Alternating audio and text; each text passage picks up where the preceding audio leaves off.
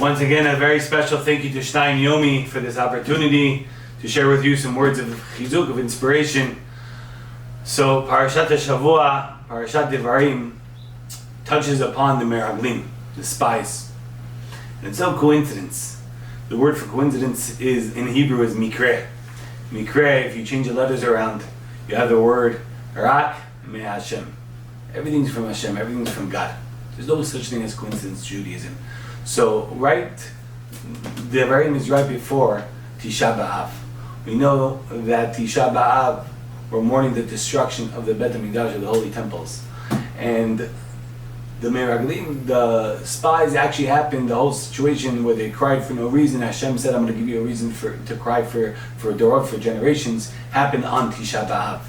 So it's nothing happens to be, but that's the situation we find ourselves in. But if there's one message, one lesson that we can learn from the whole situation of Meirov, and we touched upon this a few days ago, is the koach, the power of the mind. They looked at themselves as grasshoppers. They looked small. They thought of themselves small, and that's the way others perceive them. That's the way they looked at themselves as well. It reminds me of a beautiful story, yet a powerful lesson, told over by the renowned Rabbi Meirov from Eretz Yisrael. And he says over that there was an individual that was very, very quiet and very reserved, very to himself, to the point that he would go to work, no one would say hi to him or bye to him. He would just go in, do whatever he had to do, and leave.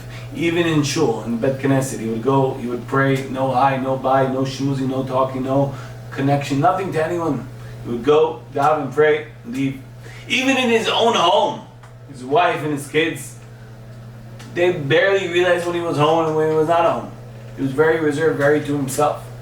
And he thought about it to himself, and he said, enough is enough. Nobody respects me. No one acknowledges me. No one realizes me. I don't appreciate it. I don't like it anymore. And he decides that he's going to make a change. So what did he decide to do? He's going to go to the hat store. And in the hat store, he says he's going to buy the most expensive hat. And he walks in there and he says, I want to buy the most expensive hat you have. And the owner of the hat shop is like, you? He's like, yes, me. I want to buy the most expensive. You could afford it? Yeah, what's the cost? He says, this hat over here is over $1,000. $1,000? Here you go. And he buys this beautiful fur hat. And he takes his old hat and he puts it in the bag. And he just starts walking the street. And all of a sudden people are like, hey, how are you? What's going on? I'm doing great, how are you? Everything's good. And he starts talking to people. He walks into the shul, people say good morning, good afternoon, shalom aleichem, how you doing? Walks to work, hey, it's been a while. Everything okay? Yeah, everything's good, everything's fine. And he walks into the house and he sits down at the dining room table and he's eating his dinner and he's pointing towards his hat to his wife.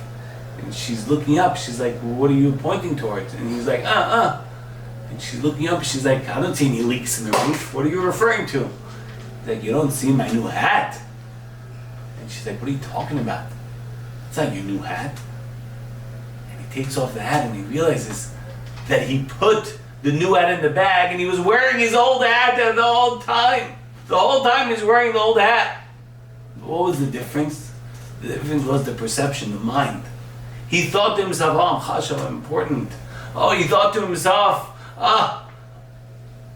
but at the end of the day, what it comes down to is the machshava. And same thing with regards to Tisha B'Av.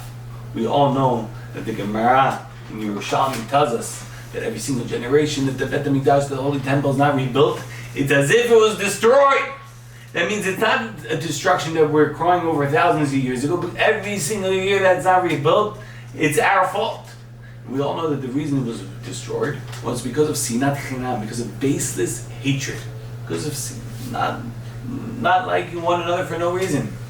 So what do we have to do? We have to have ahavat chinam. How does one get to that point? It's very simple, like we've been discussing up until now. It's a mindset. We're going to have a mindset from now on. Ani ohev kol echad mebnei Yisrael k'nafshi m'odi. I'm going to love every single Jewish person like myself. It's a mindset. You have to tell yourself. I do this all the time. I see people, I know them, I don't know them, but you know what I think to myself? I love you, I love everyone. And you know what? It has a very big difference. At first, it might feel like it's just words, but at the end of the day, those words become concrete. they're going to come strong. It's going to have a very big effect on you. And if a person works on his mind to love every single Jew, every single person, and you're going to have, Bezat Hashem, another brick towards the Beit HaMikdash. And we're going to, Bezat Hashem, not have Tisha B'Av as a fast day. Bezat Hashem, we're going to have the Beit HaMikdash rebuilt. It should happen by Rabbi Meirov, speeding 9 days. Thank you very much for listening. Thank you very much for joining. Thank you very much once again to Shnayim Yomi. Have an amazing Shabbat. And Bezat Hashem, we should have only good news.